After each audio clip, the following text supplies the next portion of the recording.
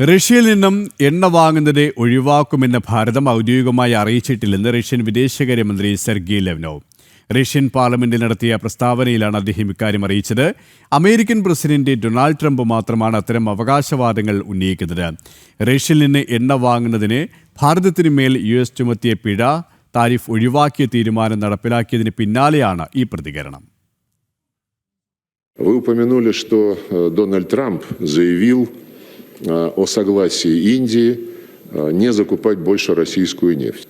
Я больше ни от кого такого заявления не слышал, в том числе от премьер-министра Моди и от других индийских участников. വിവരങ്ങളുമായി ഐസൻ ജോസ് ശരിയാണ്. ഐസൻ, ഈ ഒരു വിഷയത്തിൽ റഷ്യയുടെ നിലപാട് പ്രതികരണം ഏത് തരത്തിലാണ്?